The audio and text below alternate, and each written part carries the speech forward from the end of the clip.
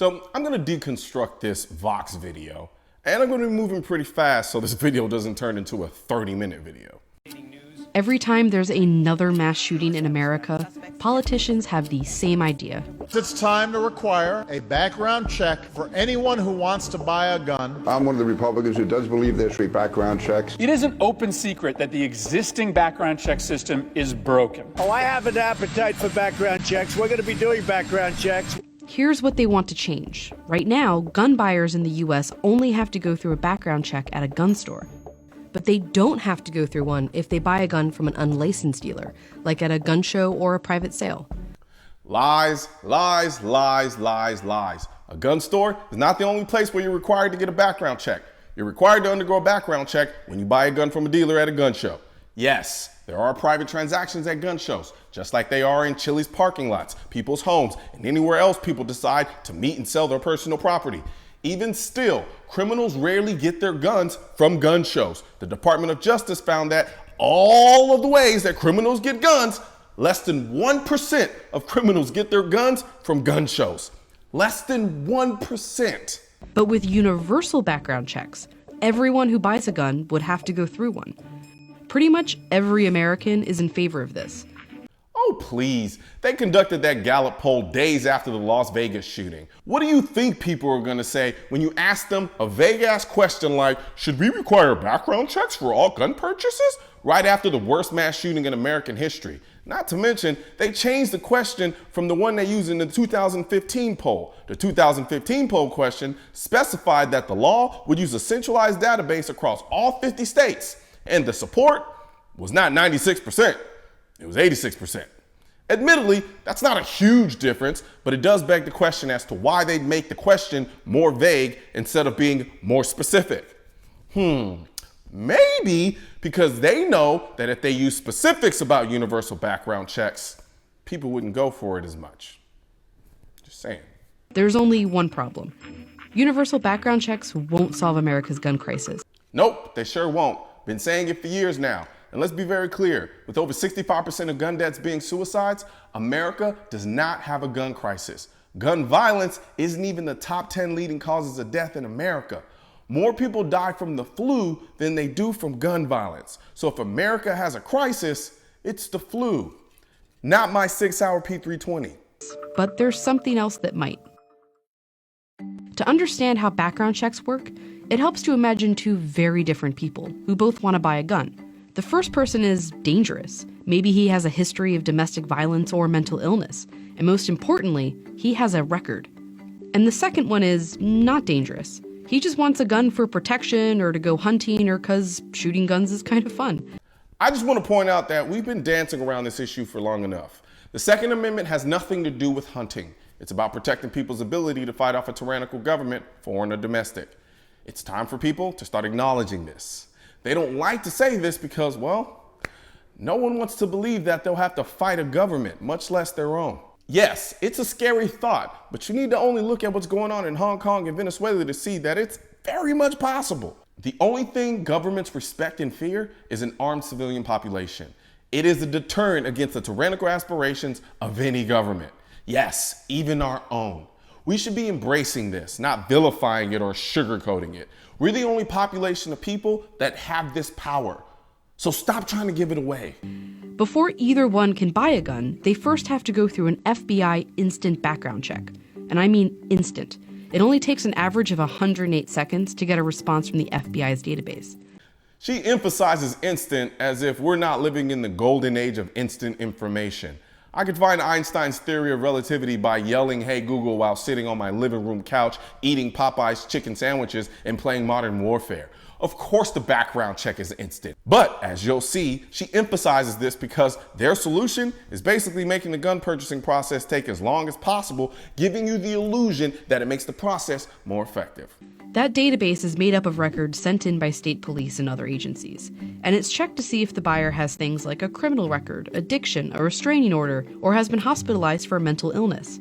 Under a universal background check system, anyone buying a gun, whether in a gun store or through a private sale, would have to be checked through that database. That means our second person walks out with a gun, and our first person with a criminal record doesn't. Or at least he shouldn't. I've done a lot of reporting on this. We have just seen time and time again that background checks do not stop people who we don't want having guns from actually getting the weapons. If background checks don't work, why are you making a 6-minute video about implementing a new system that relies on background checks? There are a couple problems with the background check system. One is that the FBI database is about as outdated as its logo. It's missing millions of records. That's why the Charleston church shooter was able to buy a gun, despite having a record. Why are y'all bringing up the Charleston shooter like he had a violent criminal record that the background check didn't find? He was charged with not having a prescription for medication used to treat opioid addiction. That's hardly a red flag for, I'm gonna go and shoot up a bunch of people at a church. The reason they couldn't find the information to prevent him from permanently owning a firearm was due to human clerical error and the examiner taking too long to find the phone number to the arresting police station that could tell him whether he was convicted of the crime or not, which she inevitably did find out, and yet and still, nothing about the shooter's criminal record, even with the drug conviction, said he was violent. Or why the man who killed 26 Texan churchgoers was also able to pass a background check after the Air Force failed to send his domestic abuse convictions to the FBI. That sounds like an Air Force problem, not a people problem. You don't get to make it harder for us to exercise our rights because the people in the government don't do their jobs. The Air Force didn't submit his criminal history like they're supposed to. So go talk to them and leave our rights alone. So even with a background check for every type of sale, there's still a chance this guy gets a gun. Not if the government does its job. Like, they're literally wanting to punish us because the government can't get their shit straight. This is insane. That's partly why study after study has found that while background checks prevent or make substantially more difficult the criminal acquisition of firearms, making them universal doesn't have any effect on the actual gun crisis in America, gun deaths.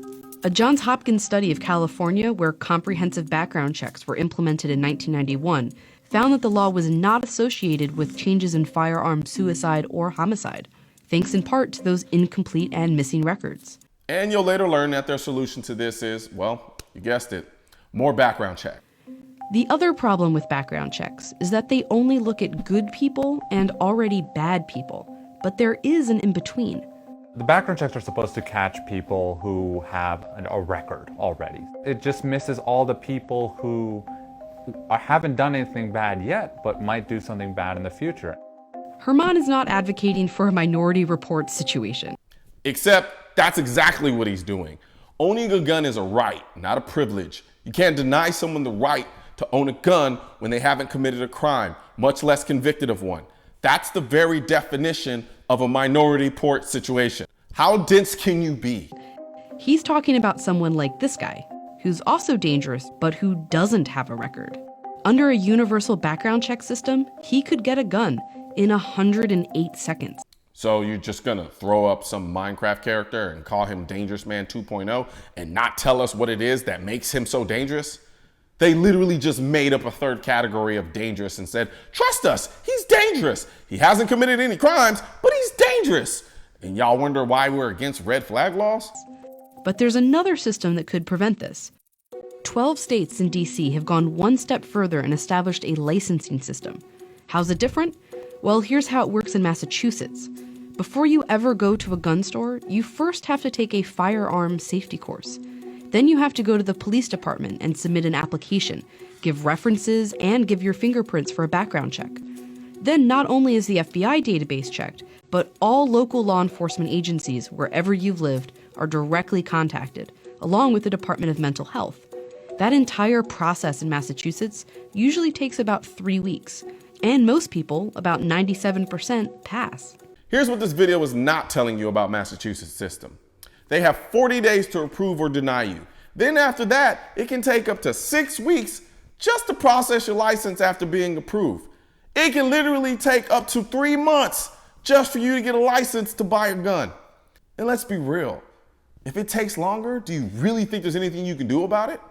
The background portion is a dog and pony show because you can pass the background check, but the police chief can easily deny your application because they feel you've exhibited or engaged in behavior to suggest that you could potentially create a risk to public safety, or there are factors that suggest that you could potentially create a risk to public safety. None of this has anything to do with whether you've actually committed a crime. It's about you potentially doing something based on what they think, which is, again, literally a Minority Report scheme. Sure, you can appeal to the district court, but guess who has to pay for the lawyer to do it? You do. And do you really think that's going to be an overnight process? Nothing about a licensing system will prevent a law-abiding citizen from going through the process and obtaining a firearm. I want you to listen to what she just said closely. She didn't say, nothing about a licensing scheme will prevent a law-abiding citizen from obtaining a gun. She said, nothing about a licensing scheme will prevent a law-abiding citizen from going through the process and obtaining a gun. It doesn't stop law-abiding citizens from going through the process, but can stop a law-abiding citizen from obtaining a gun.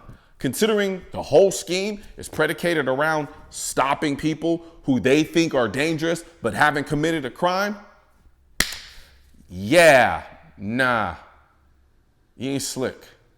That's Dr. Cassandra Kerfasi. She researches health policy at Johns Hopkins, and she's one of the authors from the studies earlier. She says the reason licensing works is that it's designed to do both of the big things background checks fail at. A, to properly identify and screen out people who shouldn't have guns, and B, create a system to reduce impulsive gun purchases.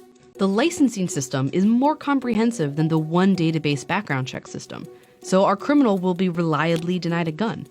Okay, I've already figured out what's going on here. First, this is not about background checks. All of those checks that she claims this system will have are all agencies that are already obligated to submit records to the FBI database. Whether these government agencies actually do it is not our problem. You don't get to make it harder on us to exercise our rights because the government agencies can't do their job. I'm gonna say it again. You can't make it harder for us to exercise our rights because the government agencies can't do their job. What this system is about is making buying a gun as expensive, time-consuming, confusing, and as difficult as possible, and not to mention create a de facto gun registry. But because it's so meticulous, it also stands a chance of keeping our third guy without a record from getting a gun. There are people who may want to impulsively acquire a firearm, for example, to harm themselves or others. And the process of obtaining a license can at least delay that person during that time of crisis, or, maybe deter them from getting that firearm at all. Wow.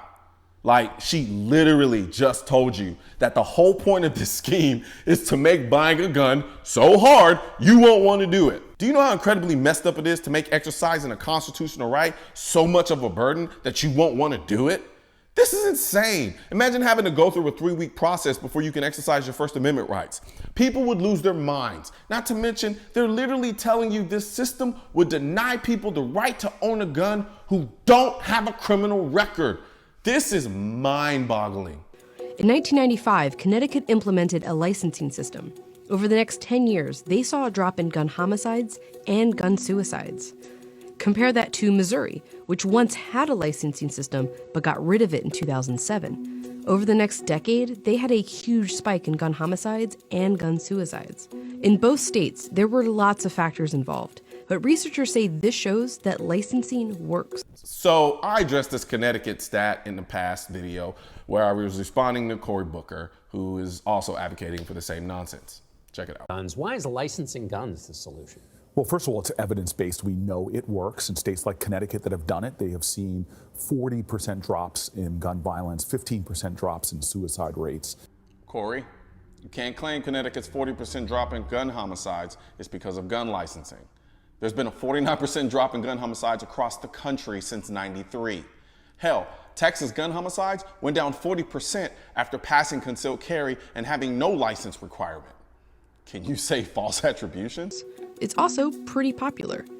Among voters who live in a house with a gun, more than 2/3 think that it's a good idea. Ask all Americans, and more than 3/4 support it. I always find it funny when they try to turn restricting a constitutional right into a popularity contest, as if to say, see, everyone else agrees with restricting our rights, why don't you? But anyone with any critical thinking skills would say, well, if everyone agrees with you, then you shouldn't have a problem passing it. But you do, so they don't agree with you. Background checks are supposed to stop bad people from getting guns, but they often don't. Licensing picks up that slack. By making sure that people are crossing these hurdles, we just make sure in a much better, stronger way that people are not getting firearms when they shouldn't have them. At this point, people are realizing universal background checks are useless, and is nothing more than a Trojan horse to create a national gun registry. The Department of Justice literally said you can't enforce a universal background check without a national gun registry. Now they're pivoting to a new scheme that uses the inherent weakness of a universal background check to push something even more sinister: gun licensing. I tell you over and over and over, there is no such thing as reasonable gun laws. Universal background checks were supposed to be reasonable. And now they're saying it's not good enough. And now want gun licensing. And they haven't even gotten to universal background checks yet. The solution will always be more restrictions, so there is no compromising, only giving and giving and giving while they take and take and take, and you give some more. Right now, there's a culture war against the Second Amendment, which is why I need your help spreading our message to counter their message. You can do this by leaving a comment, sharing this video, and click the bell and subscribe button. Let my voice be your voice, and let them know you want to keep America tactical.